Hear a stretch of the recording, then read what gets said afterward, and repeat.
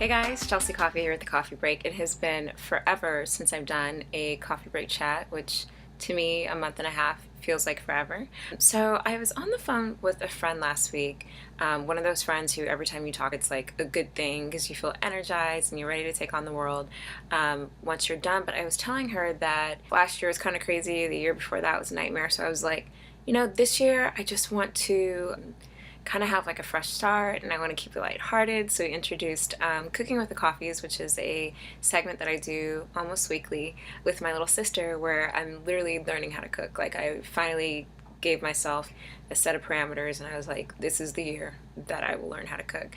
So anyway, that has been so much fun. But I was talking to her and I was telling her that I think that we compartmentalize our lives to fit an ideal sometimes, and as a result we can minimize the importance of continued conversations or continuing to develop ideas and things that maybe are struggling with. So it's funny because one of the things that we ended up talking about was this whole idea of being single and approaching 30 and what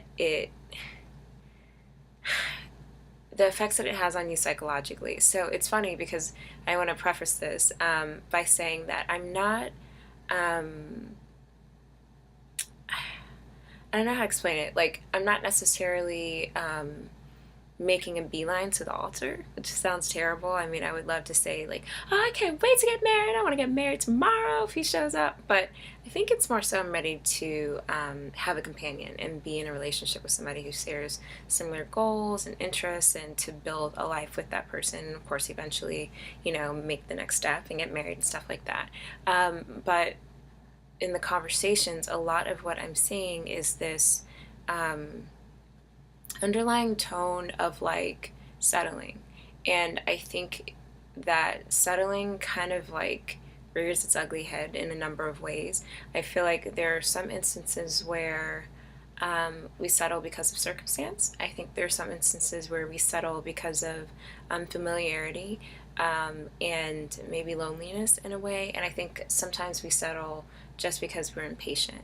And for me personally, I just know that I have a commitment to myself in a few areas, and one of them is when it comes to relationships. So I kind of wanted to talk about that today just because I know it's a topic that a lot of people are dealing with. I feel like my friend group is split into two categories. It seems like either, they're like happily in a relationship in love and engaged or getting married or married, or they're completely single without even a lead in sight.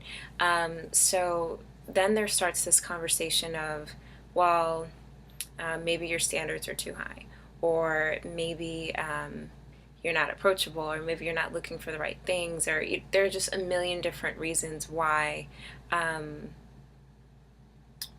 might be single. But the main thing that I want to focus on is why it's important to honor the vision that you have for your future. And it's funny because maybe I should take a step back. I started this conversation talking about settling in regard to relationships. We actually can settle in a number of different areas. We can become complacent with our work. We can become complacent with our expectations just of general relationships with our family, with our friends. And I think that recognizing where you are at a specific time helps position you to not settle. So I've had a running joke for years that God is trying to break me, that like he literally is on a mission to make it so that I'm just so excited once my Lawante finally comes around, that it could be like a guy who has like 3 teeth and like no car and like stuff like that, and I'll just be like, oh, he's here. But if I have anything to say about it, that won't be the case. And I think that the best way to prevent yourself from maybe looking up in a few years and trying to figure out what the heck happened, how did I end up here, is to be very intentional about being aware of where you are in life. So I think that there are a couple of things that can trip us up.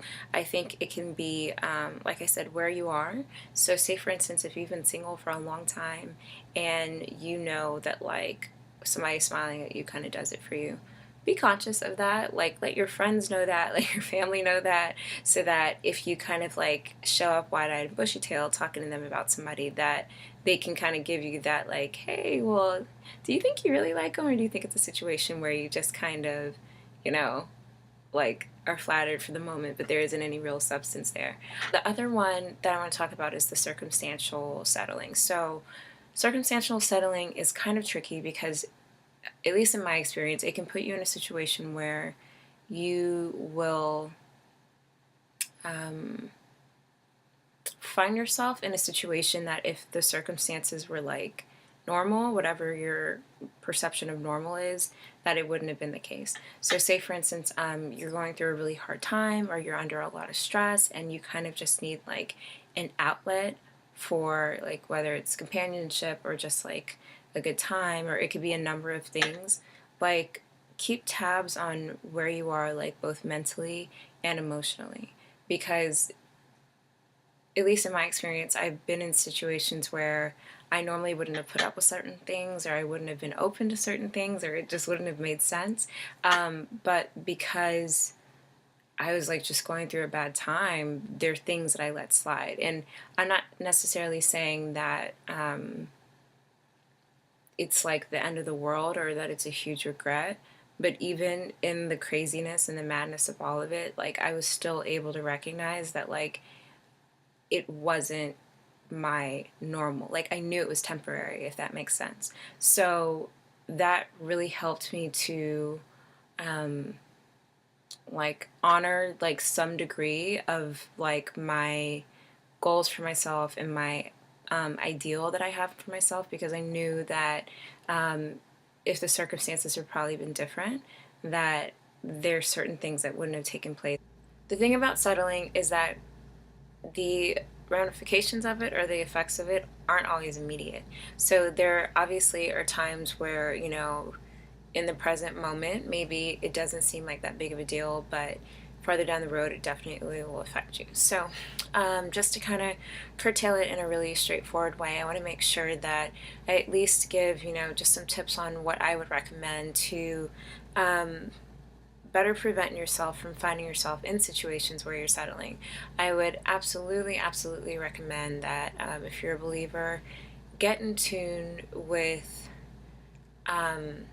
yourself spiritually, and there are a couple different layers to that. So obviously carve out one-on-one time with God, where you can, in an ongoing way, you know, be reading your Bible, be praying to Him, and just be asking Him to use you in the way that He has your vision for your life. So say, for instance, like, you know, you're working a job that you hate, but you need to pay your bills, and you know it's a means to an end. Like, be praying for God to deliver you out of that situation. Like, yes, sometimes we make decisions, or we will withstand certain environments or experiences for a time, but I think that ongoing conversation, asking God to order your steps and position you to be on the path of what it is that you're looking to achieve, is really, really important, because it's just such a big deal to not get lost in the feeling of being alone, or that you're on your own, but just to remember that that direct connection with God is a form of communication to guide you in the right way. The next thing I would definitely say is surround yourself with people who can inspire you and encourage you. I think that the more positive people that you surround yourself with, or the more inspiring people that I'm around, it's contagious and you feed off of it. So absolutely get connected with people who can speak life into you, encourage you. That's huge. The next thing that I would say is find a way to fully commit to your ideal, and write them down.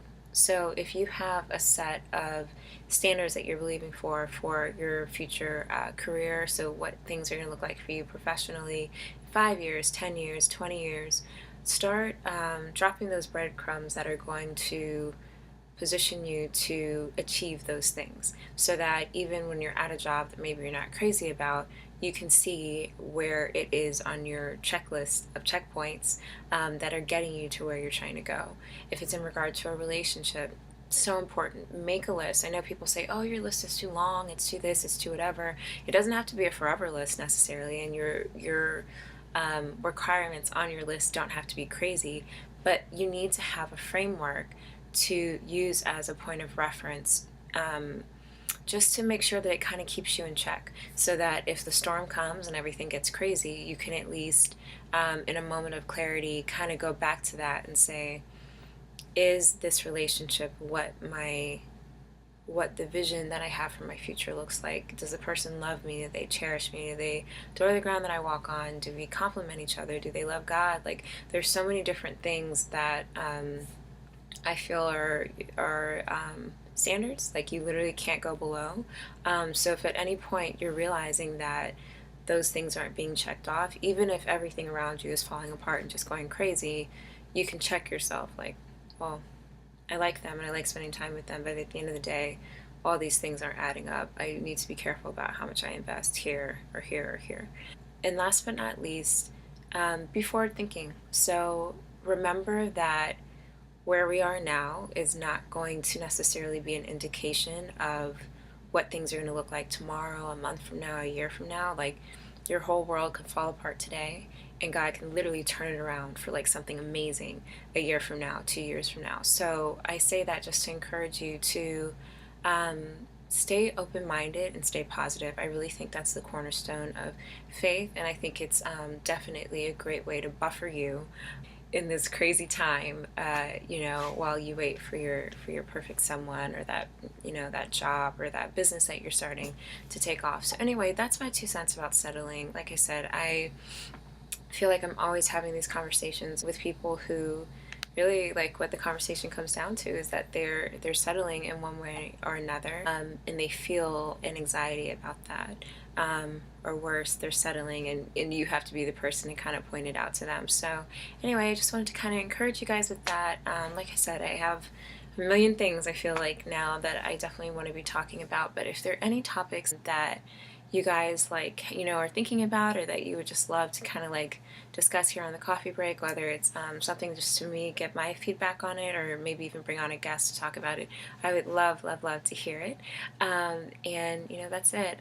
You can find me really quick on social media. We can connect on Twitter and on Instagram at Chelsea_Alexa.